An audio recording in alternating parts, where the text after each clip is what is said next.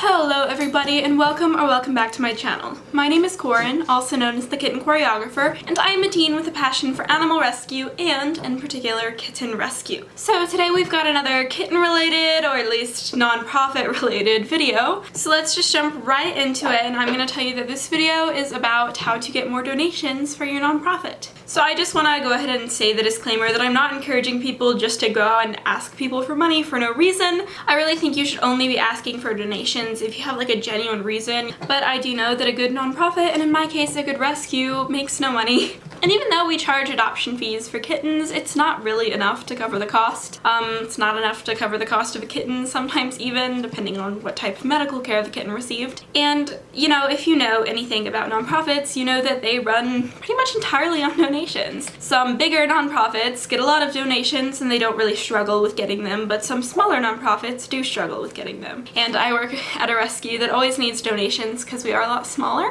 And over the past, year and a half, maybe 2 years, I don't even know. Time is not what I think about a lot, but over the past time bit thing that I have been doing animal rescue and doing kitten rescue, I've just come up with a few tips on how to kind of get more donations, because again, not saying you should go out and ask for donations if you don't need them, but I know that a lot of nonprofits are really trying to do really great things, including kitten rescues. I have Erd here. We need donations in order to be able to help these guys, and I know a lot of other rescues and other nonprofits out there also need donations in order to fund their amazing efforts. This video is specifically targeted towards kitten rescue and animal rescue because that is kind of what I focus on, but a lot of these tips can kind of be used for people in other nonprofit fields, so feel free to watch if you're not an animal rescuer, but just know that you might have to like change up these tips a little bit. I'm just trying to give you some ideas that you can implement into your nonprofit so that you can get some donations in order to help. That's what we're all about. So I'm kind of going to separate this video into two different sections, although all the tips shared in each section is in no particular order. Actually, it's in the order that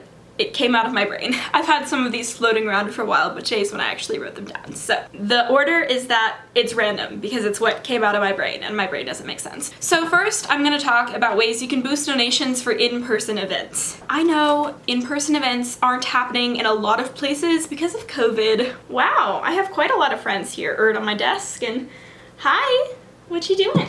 Oh, you jumping onto my desk. You a silly girl. I know a lot of people in a lot of places in-person events are not a good idea, but I also know some people are hosting them now. My rescue is beginning to host them again just because it's a really great way to get kittens adopted. We make sure to social distance, wear masks, we're vaccinated. We do take precautions, but I do understand that, COVID is still a very real thing. But I'm including this either for the future or for now if you're being precautious, or if you live in one of those great countries where COVID has kind of been taken care of. Take this for the future, take this for now, whatever applies to you. Erd, you are standing on my notebook, and so I can't really see what my notes are. So some of these might seem like a no-brainer to you, but they are some things that I actually haven't seen in place on a lot of rescues, and I think they could benefit from them. So the first thing is to have a sign requesting donations. I know to a lot of people, again, it might seem like a no-brainer that if there's a rescue and adoption event, they'll need donations, but a little sign just reminding people that they're appreciated, or that donations are great, they help us, that is very good and can do a lot. And some people might be too distracted looking at all the cute kittens and, hi Brody, not think about the fact that these kittens need help. If not these particular adoptable kittens, other kittens in the future. So that's a great way to just remind people kindly that we try and do great things. We do need money to do those things. So can you help us do great things? So the next thing, this one kind of goes along with the sign requesting donations, is have a sign of specific things you could need. This is great for like events if you're, say, at a pet store. I know we hold a lot of events at PetSmart, and that's great because way more donations that we could ever possibly get are right in that store. So if someone is, coming around and they're like, well, I really want to help, but what do you guys need? Of course, cash is always my first answer because in the end, the medical bills are the most. But I know in a lot of cases, rescues don't have like card readers. So like, say if someone only bought a credit card into the store and they didn't have PayPal, which is how my rescue does a lot of donations, then just having them be able to walk over right next to them to grab some cat food and bring it over. So that list of donations is also really good. And it also can, make people think that, hey, if they have some extra of this certain supply lying around, they could hand it over to the rescue. That one's kind of a far stretch because I feel like most people realize that any pet supplies they don't need could go to a rescue, but it's mostly for like people that want to donate, don't necessarily want to give cash. But it's great, not the earrings please.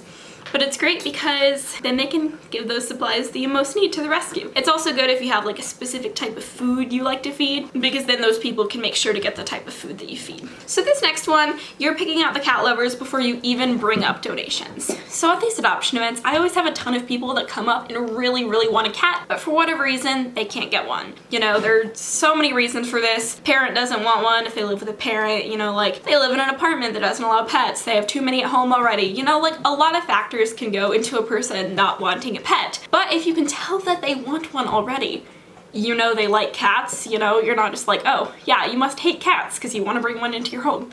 No, if they want a cat, they like cats. So this is a great opportunity if you're working an event and someone comes up and is like, oh, I wish I could adopt this poor little baby. And then I'd be like, well, you know, you might not be able to adopt this kitten, but if you make a little donation, you'll be able to help them and kittens like them. And you know, again, you know this person likes cats, so if they have any spare change, they're probably going to hand it to you. At least that's kind of what I found. Of course, it's not a guaranteed, but it's a good way to kind of nudge people in the direction of helping you out and your kittens out, not just you. This one is such a random one. It's so random. It's something I don't think you'd ever really think of, but I've kind of worked with 2 rescues and like manned adoption events for 2 different rescues. One of them has like a nice donation box, but it's just like a rectangular prism with just like the logo on it. And you know, it's got the coin slot, got the slot for cash, and that's about it, which is great.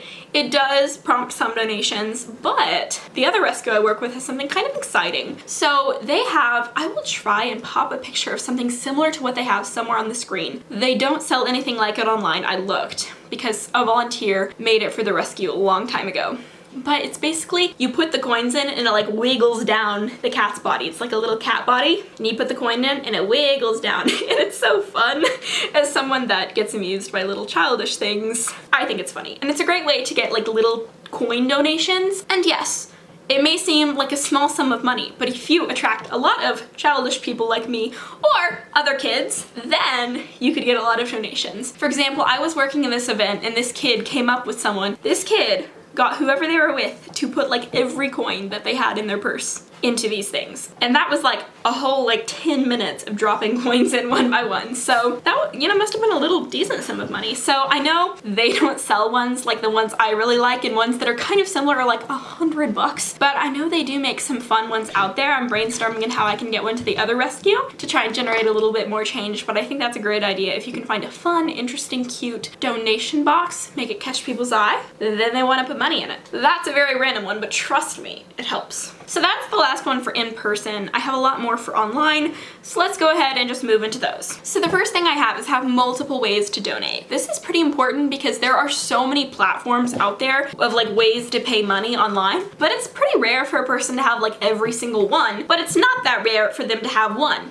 or 2. So you shouldn't just limit the ways to donate to a singular platform. If you only have a way to donate through PayPal, people who have Venmo can't donate, and that goes for vice versa. So I'd say have a rescue account for multiple different sites where you can transfer money online, because then more people will be able to donate since they will have the app that you accept money from. That's just a good way to allow more people to donate. So I have a couple that are like relative only to a 501c3 or relative only to someone that is not a 501c3. That's a nonprofit, basically the like government certification that you're a nonprofit. And so if you are not a 501c3, make an Amazon wish list. 501c3s can as well. But if you are not like a registered government nonprofit, make an Amazon wish list with like specific supplies you need. And the reason that this is good is because some people are just wary of donating to anyone that's not a nonprofit. You know, I've met people that they just want to know exactly where that money's going, and they'll trust a nonprofit to do that because, you know, they're registered by the government, but they might not trust just what they see as a random independent rescuer that may or may not actually be helping the animals. But if you have an Amazon wish list with specific cat items, they're gonna be a lot more likely to like believe that, you know, you're helping cats, and they know exactly what it's going to cat food or to cat litter or to whatever they buy from your Amazon wish list. They're really easy to set up. I have one too. Don't know when it was last updated, oops. But yeah, I think it's a great idea, especially if you're not a nonprofit, because more people will be willing to donate a specific item than just money. If you climb up, you can show it on camera. Cause you a cutie pie?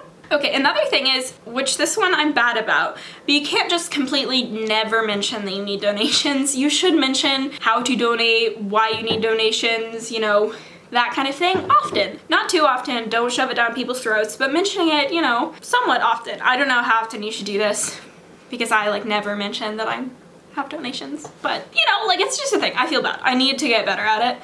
I think I'm just gonna start like telling people to donate to the rescue I work with, because the only thing I pay for is like food and litter and stuff. That's why you should check out my Amazon wish list, because that you'll know it's going to me. Yeah, there. I tried to plug it, it feels weird. Anyways, you should like talk about it sometimes, you know, or, you know, often, just not too often. I don't know. Okay, moving on. I thought of one thing. It could be good to mention that you like accept donations in like your Instagram bio or something like that, because then new people who come to your account will be able to see like, oh, they accept donations. I think their account's pretty cool. I'm gonna go donate to them. So that's just one little one that doesn't take much explanation. Also, one that kind of goes along with that is to make it easy for people to donate. You don't want people to have to like find one certain tiny page on your website that will let you donate. Most people will give up before then. I hate to say it, but most people will give up before finding a tiny tab on your website. Link your ways to donate in your Instagram bio. I know I said put that you accept donations in your Instagram bio, and by I say put donations, don't be like, please give me money, just be like, donate to help save kitties with a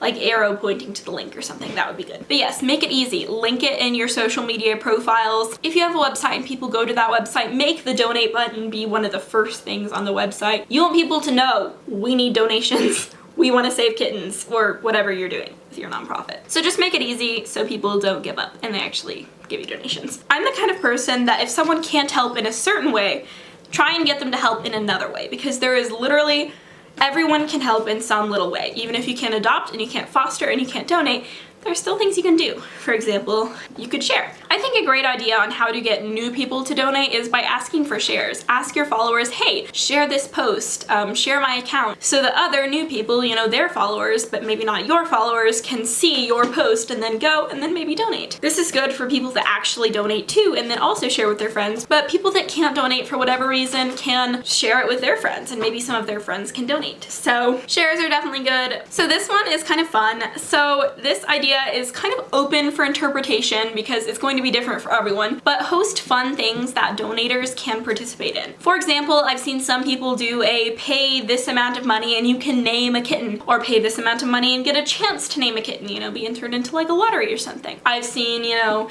people sending out postcards to people that donate this amount of money. All of those are great options. Most of those things aren't really expensive for you, but they encourage people to donate, so you're like making, you know, donations off of that. I'm sorry, Bob, I just nudged you. You know, another one I thought was really cute was getting like local kids to draw pictures of people's cats. Like they paid a donation to the rescue, and then random kids who like drawing are like, I'll draw a picture of your cat, and then it's like donations for the rescue, and then kids who like drawing have more things to draw. It's like win-win. So all those types of fun things that benefit both parties, you know, the donators getting something fun out of donating, and then the rescue getting the much needed money so that they can help kittens or dogs or whatever. Another thing is a lot of people have the misconception that like vet care isn't that much, or you know, this and this isn't that much. It can't be that much. So one good thing is to show your vet bills, you know, show, oh, I really did spend $1,000 on a bunch of kitten surgeries today, by kind of posting like the little screenshot of that, or you know, a little picture blurring out like the important information. It can let people know like you genuinely are spending this much money. It can help get you credibility if you're not a nonprofit, and it just lets people know like truly how much money you need, because a lot of people like don't have a grasp on just how expensive rescue is. And so, you know, posting the truth about how much money you have to pay to help these kittens, that can help convince people to donate too. Oh God.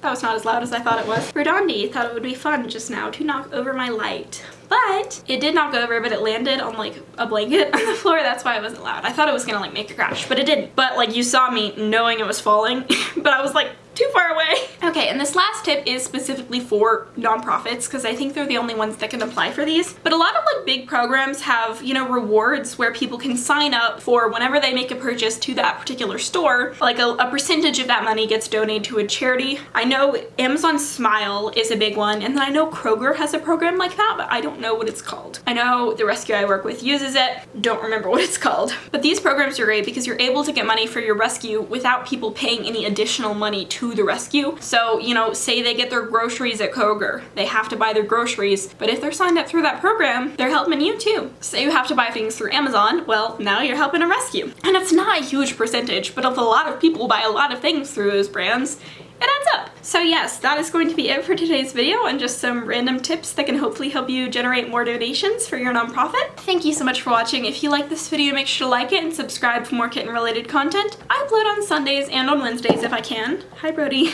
And if I can't, then I upload whenever I want to. Also, please make sure to leave any thoughts or questions that you have down in the comment section below. Thank you so much for watching again, and goodbye!